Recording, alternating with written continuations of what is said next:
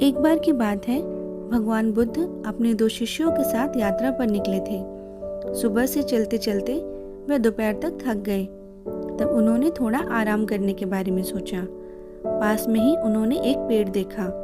बुद्ध ने अपने दोनों शिष्यों से कहा, चलो यहीं पर थोड़ी देर बैठकर अपनी थकान दूर कर लेते हैं। वे तीनों लोग पेड़ के नीचे बैठ गए। तभी बुद्ध को कुछ दूरी पर एक बगीचा दिखा जिसमें बहुत सारे तरबूज उग रहे थे। गौतम बुद्ध ने अपने शिष्य आनंद से कहा, मुझे बहुत प्यास लगी है, तुम उस घर पर जाओ और मालिक से एक तरबूज की मांग कर लाओ ताकि हम अपनी प्यास शांत कर सकें। आनंद आज्ञा पाकर उस घर की तरफ चल पड़ा।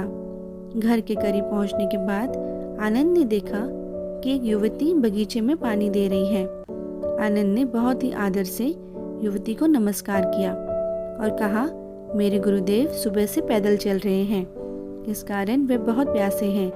क्या उन्हें देने के लिए आप मुझे एक तरबूज दे सकती हैं?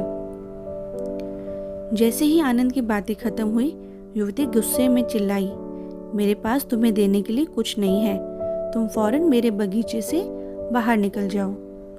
आनंद युवती को नाराज देखकर खाली हाथ वापस लौट आया और सारी बात बुद्ध को बता दी।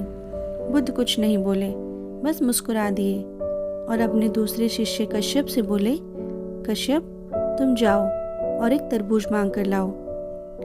कश्यप के मन में संदेह था कि क्या वह युवती उसे तरबूज देगी। फिर भी उसका कर्तव्य था कि गुरु की आज्ञा है, पालन तो करना ही है, इसलिए वह घर की तरफ आगे बढ़ता रहा। जब युवती की नज़र इस सन्यासी पे पड़ी, तब युवती के चेहरे पे मुस्कान खिल गई।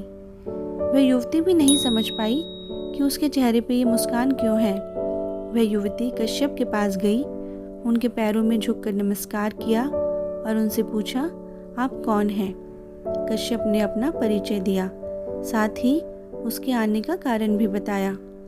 तब युवती उन्हें आदर पूर्वक बगीचे में ले गई। फिर बगीचे से बहुत ही सावधानी पूर्वक चुनकर एक तरबूज ले आई और उनसे बोली, आदरणीय संत, यह इस बगीचे का सबसे अच्छा तरबूज है, कृपया मेरी इस भेंट को स्वीकार करें। कश्यप भी युवती के इस व्यवहार से काफी हैरान थे। कश्यप आभार व्यक्त करते हुए वहां से लौटने लगे। आनंद ने देखा कि कश्यप एक बड़ा तरबूज लेके लौट रहे हैं। यह देखकर आनंद को भी बड़ी हैरानी हुई, लेकिन बुद्ध के चेहरे पे शांति के भाव थे। दोनों शिष्य बुद्ध से कुछ पूछे इससे पहले ही बुद्ध ने कहा, चलो मैं आपको एक कहानी सुनाता हूँ। बुद्ध कहानी सुनाते वे कहते हैं, बहुत पहले 2 साधु एक यात्रा पर निकले। वे दोनों काफ़ी अच्छे दोस्त भी थे। गर्मी के दिन थे, धूप बहुत तेज थे। वे दोनों सुबह से चल रहे थे, जिससे अचानक उन्हें प्यास और थकान महसूस होने लगी। तभी अचानक उनकी नज़र सड़क के किनारे मरी हुई बिल्ली पर गई। उस बिल्ली के शव से तेज बदबू आ रही थी।